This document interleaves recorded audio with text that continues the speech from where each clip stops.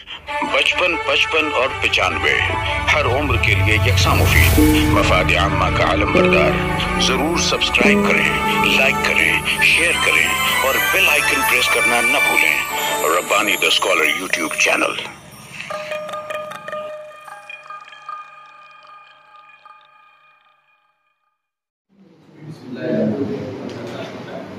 जनाब सदर साहब, मजीद मास्टर साहब और आज जितने लोगों ने अपनी तहकीकात पेश की, काबिल मुबारकबाद। मुझे मेरा वो ज़माना याद आ रहा है जब मैं भी लिखा करता था। मुझे रिटायरमेंट में मुझे 2 साल रहे थे। आप लोगों को शायद नहीं होगा, शामनामा जब शुरू हुआ था उसके अव्वलीन कलमकारों में मैं शामिल था। क्या किताबत से जब वो बिस्तर पे लिखा जाता था उस वक्त हम लोग से वहाँ पर जमीन वगैरह के काफ़ी सारे कुछ ऐसे हादसा, कुछ ऐसे मामला आते गए कि मैं वहाँ से हटता गया। लेकिन वो जो अपने अंदर जिसको अपन मालेगांव ज़बान में कीड़ा कहेंगे वो मरा नहीं। औरंगाबाद में जाके औरंगाबाद टाइम्स में बी.एड करना औरंगाबाद जब गया तो औरंगाबाद टाइम्स से मुंसलिक रहा। तो वहाँ पर भी मेरे मज़ामीन छपे। मैंने गुलाबी किरण, खातून मशरिक निकला करते तो उसमें मेरे मज़ामीन छपे। और अल्हम्दुलिल्लाह कई मरतबा चेक भी आया। उस वक्त 100-150 रुपये का चेक था, लेकिन वो उसकी जो कीमत थी वो बहुत ज़्यादा। ये हौसले की बात है।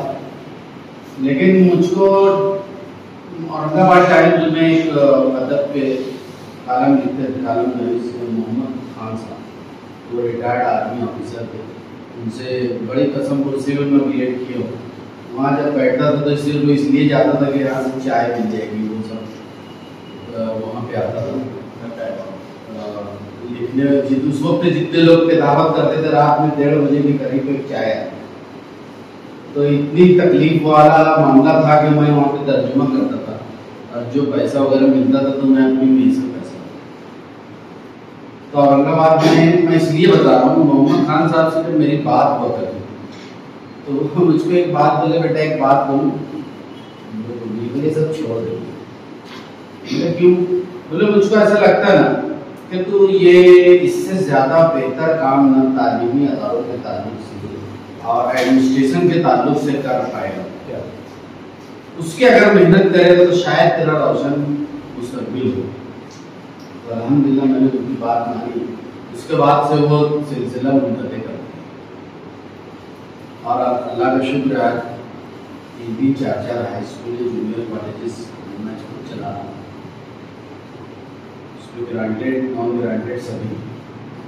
मेरा सिर्फ बोलने का मकसद ये है कि मैंने अभी तक जितने अफसाना निगार देखे ये दीवानावाद, जितने कलम देखे ये दीवानावाद, यानी ऐसा लगता नहीं है कि इनका जो फ्यूचर है वो कुछ माशी तौर से बहुत मजबूत होगा। और शायद है भी, ज़्यादातर कलमकार ऐसे।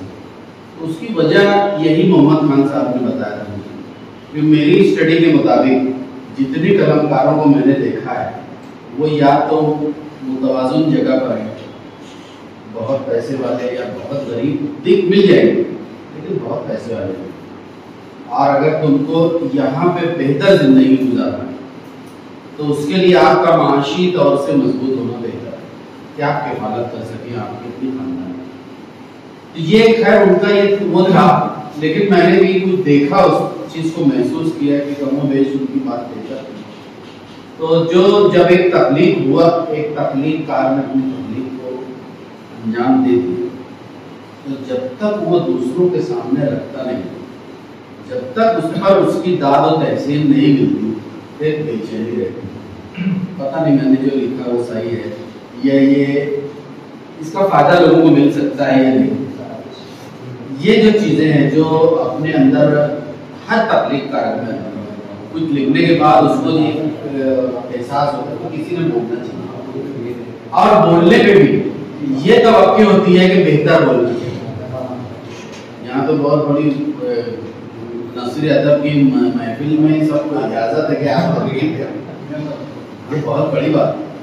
और इसमें तनकीद बराए इस्लाह, और जो रवि सर ने कहा ना कि इसमें जो भी तनकीद निगार है, यहाँ जो तनकीद कर रहा है, तो अगर वो निगेटिव करता है तो उसको खंदा पेशानी से उसको कबूल करना चाहिए, ना कि उसके रिएक्शन में हमने कि ऐसा नहीं ऐसा हो, ऐसा तो होगा भी नहीं, तो ऐसा और ऐसा मैं समझता हूँ मुस्तकबिल करीब में होगा भी नहीं।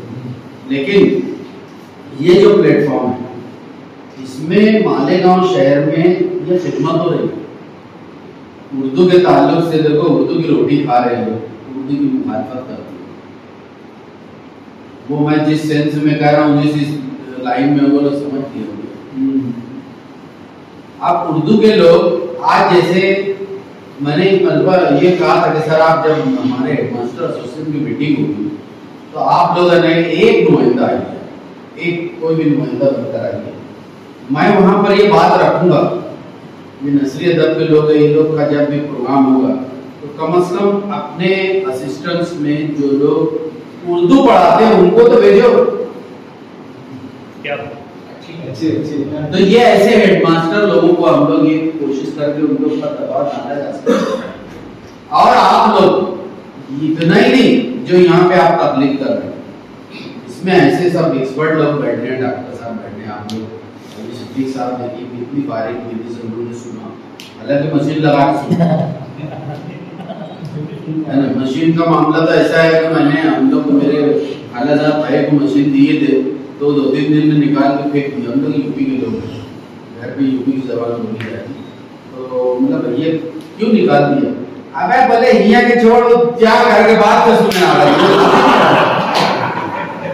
तो वो होती है उनकी मुझे आवाज आनी सुन हमें मिल जाए।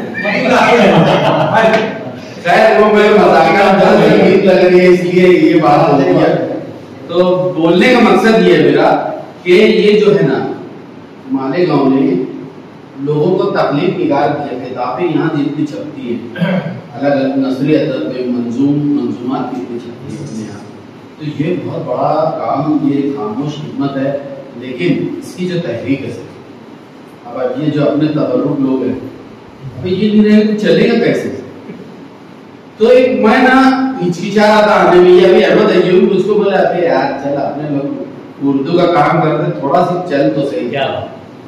तो वो उसकी एक जुमले से मैं बोला नहीं चल लगा, मुझे बहुत जबरदस्त मिलता है, मैं 11 बजे सो जाता हूँ।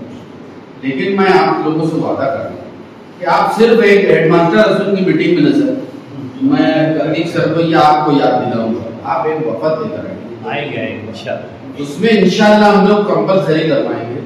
और सही बोलो आप कि जो मुहावरे इस्तेमाल होते हैं, जो उसकी तशरीहात रहती है, तस्बीहात रहती है, ये तमाम चीजें हमारे असातिज़ा पढ़ाते तो हैं, उसको बयान नहीं कर सकते। मैंने ऐसा कई सेक्शन में सब तस्वीरात देखे, तो हमारा तो एक डिप्टी एजुकेशन ऑफिसर ने जब मीटिंग लिया लेने के लिए असातिज़ा के लिए, क्या क्या मैंने देखा, उसने बच्चों के ताल्लुक से कहा, बड़ी हैरत की बात कि समझाइश अच्छी नहीं किया। आप बताइए, उर्दू मीडियम का, लेकिन उर्दू मीडियम में उसने 7वीं से आया, 5वीं 6वीं तक वो मराठी मीडियम। अब नाज़िरे तालीमात हो गए, क्या कर सकते हैं हम लोग?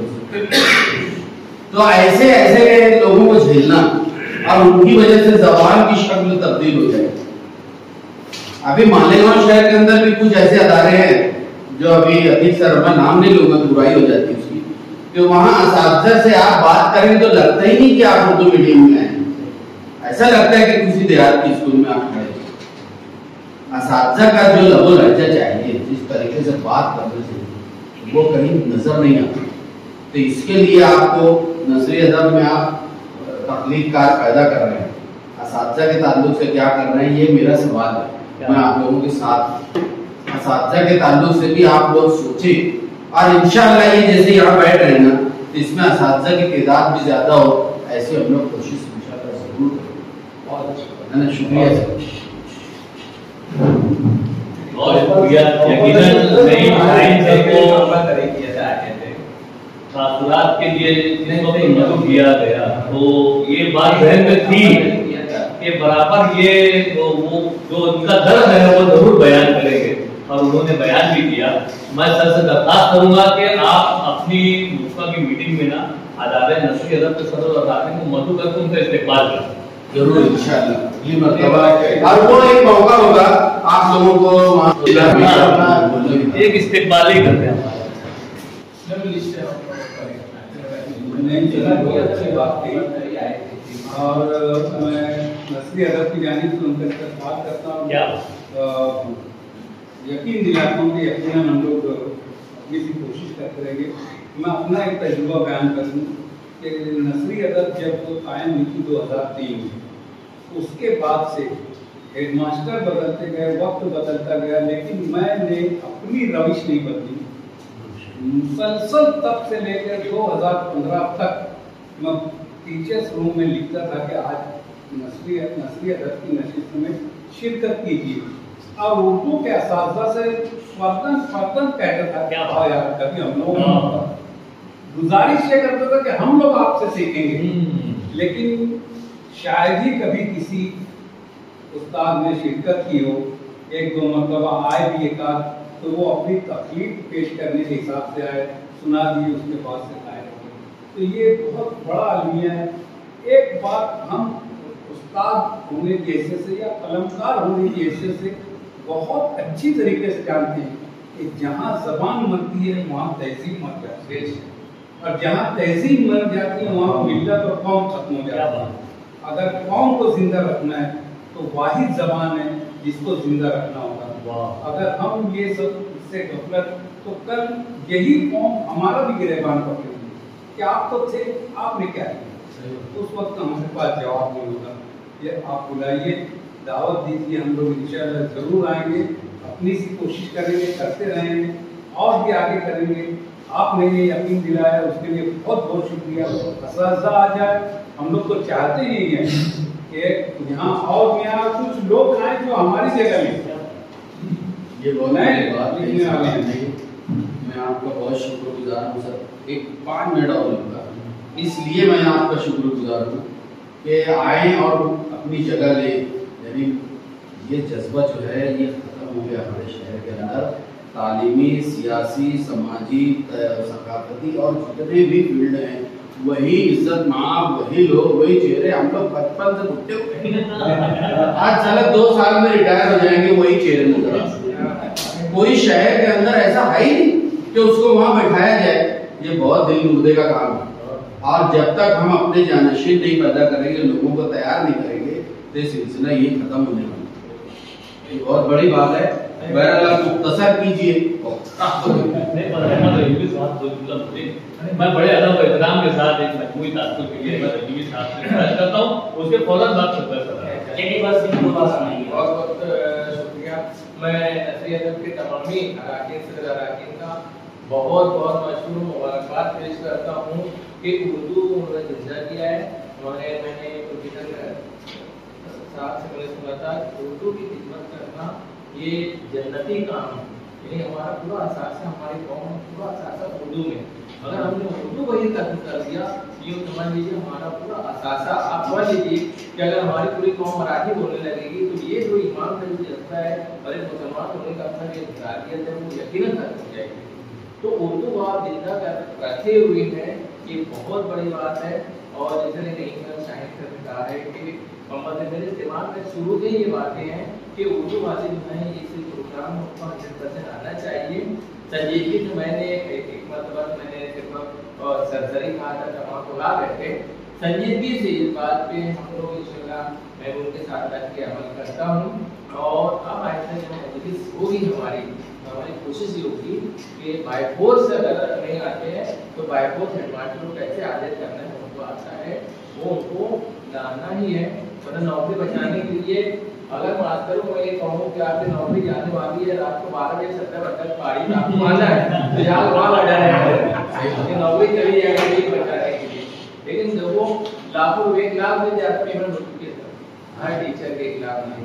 ये मत बोलो, ये इतना मंत्रीवाद भी आज मंत्रीवाद और सर ने बातें कही है कि हमारी तहजीब हमारी कौम जो है उसको बचाना, उनको बचाना है। मतलब कोई आपने जो जुमला दिया है वो एक तारीखी जुमला है, उसको तो मैं अभी मतलब प्लीज देखता हूँ और एक आप को कायम रखने वाली चीजें उसको थोड़ा जुमला एक बार पढ़ के चलेगा।